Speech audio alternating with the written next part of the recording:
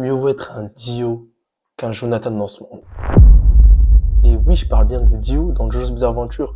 Celui qui a commis d'innombrables atrocités, celui qui a commis des crimes impardonnables. Je parle bien de celui-là, et je peux vous affirmer que dans cette génération, dans ce monde, hein, dans la France à Macron, aux États-Unis, peu importe, mieux vaut être un Dio pour réussir qu'un Jonathan Joestar.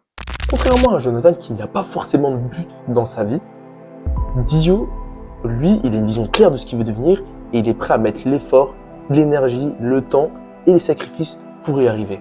Moi, personnellement, j'ai rarement vu un personnage avec autant de niaque et d'envie que Dio Brando. Mais, parce qu'il y a un mais, faut savoir que toute qualité poussée à l'extrême, bien sûr, devient nocif. Et c'est exactement ce qu'on va voir avec Dio Brando et à quel point l'ambition démesurée peut devenir toxique. Avant de se lancer dans la vidéo, je me présente, je m'appelle Prince Aiden. Le Prince, c'est important, retenez-le bien. J'affiche mes contenus réseau un peu partout, et maintenant que c'est fait, on peut rentrer dans le vif du sujet. Mais avant, générique.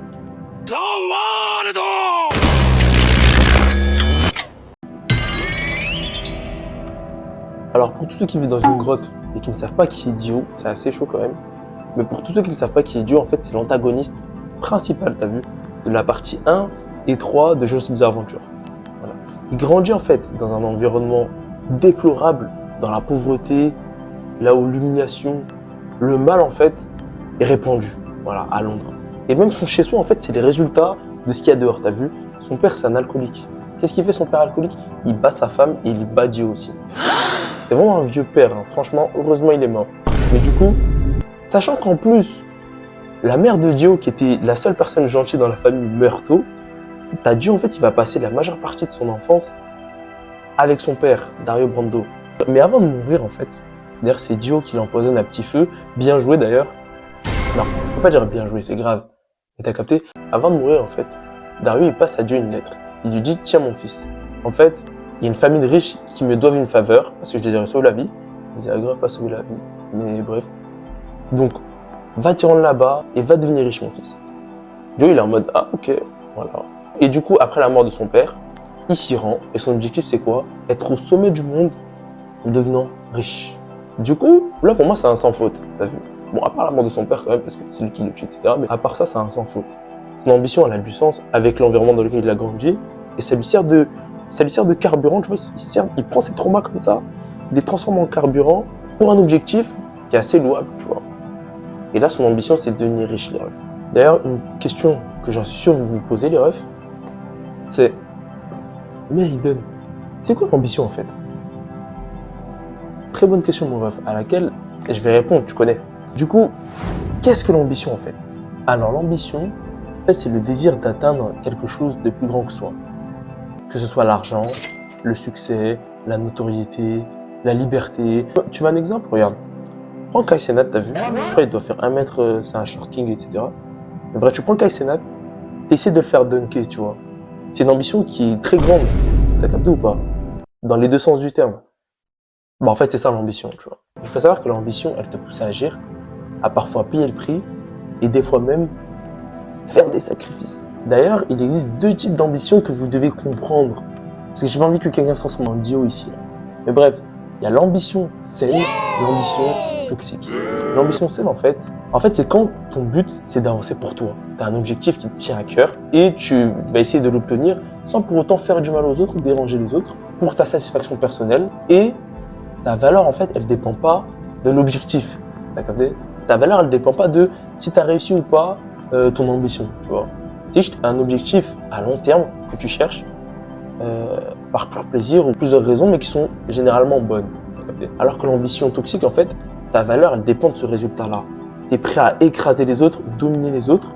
En clair, la fin, en fait, pour toi, elle justifie les moyens, t'as vu.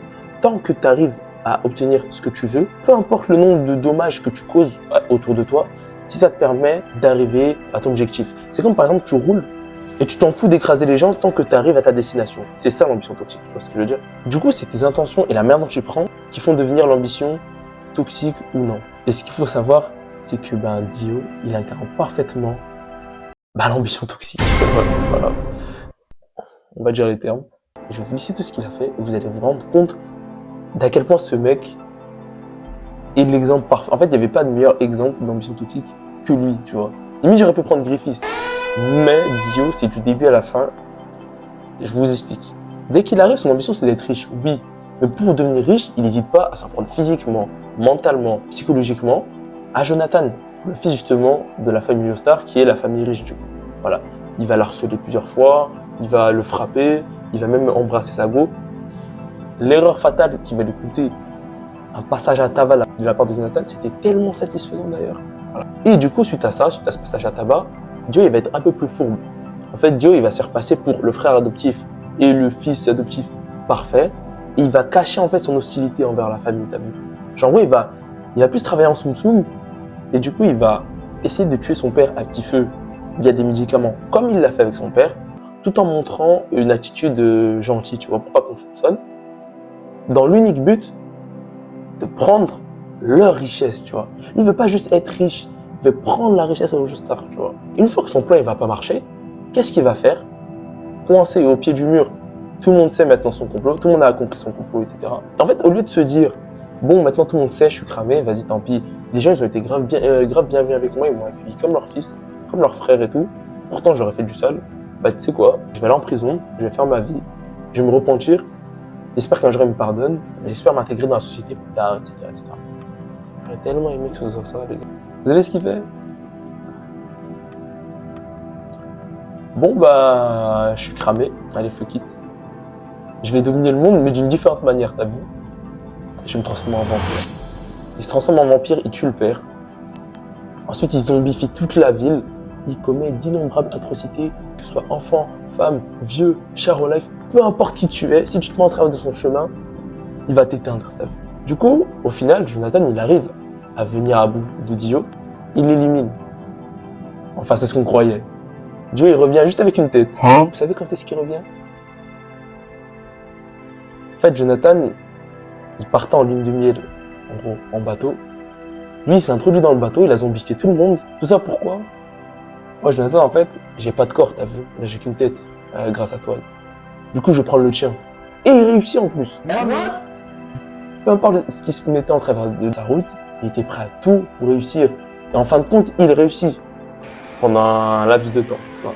Et pour vous dire, ce que je suis en train de vous citer, c'est même pas la fin de cette dinguerie. Et pour tous ceux qui vont dire, ah mais Aiden, tu spoil, etc. Moi, j'avais pas vu la fin de JoJo's Bizarre Adventure et tout. Pourquoi tu cliques sur une vidéo où on va parler d'un méchant d'animé si t'es pas à jour? En fait, pourquoi tu cherches autant à te faire spoiler? T'as vu? En fait, t'essaies de te faire spoiler, t'essaies de blâmer quelqu'un. Eh frérot, ça marche pas. Voilà. Là, t'as été spoilé, essaye même plus de partir. Tant pis. Oui, je t'ai spoilé, je m'en fous. Voilà. Vas jusqu'à la fin de cette vidéo, que je te spoil jusqu'au bout. Non, je rigole. T'as de la chance, j'ai fini de dire ce que j'avais à dire sur Dio. Mais bref, soyons sérieux un petit peu. Vous voyez tout ce qu'il a fait là, Dio. En fait, ça m'a fait réfléchir. Et je me suis posé une question, et d'ailleurs, vous devez vous poser cette question aussi. Jusqu'où vous êtes prêt à aller pour assouvir votre ambition? En fait, la raison pour laquelle je dis que mieux vaut être un Dio qu'être un Jonathan dans ce monde, c'est que, certes, Dio n'existe pas dans la réalité, en tout cas le personnage, mais des Dio dans ce monde, il y en a tellement. Et généralement, ces Dio-là, ce sont les gens qui ont le plus de succès. Tu vois, ils sont au sommet, et généralement, pour arriver au sommet, bah, ils ont détruit des vies, éliminé des gens, détruit des carrières, fait d'innombrables atrocités, ce qui leur a permis de se tenir là où ils sont maintenant. Tandis que des Jonathan, bah, dans le monde, il y en a peu, on va pas se mentir, tu vois. En clair, eux, ils ont tenu leur succès par la destruction, tu vois, comme beaucoup d'entre eux. Mais ce qu'il faut savoir, c'est que le succès, en fait, obtenu par la destruction, ça a toujours un prix. Moi, pour ma part, mon ambition, par exemple, c'est de devenir un YouTuber à succès.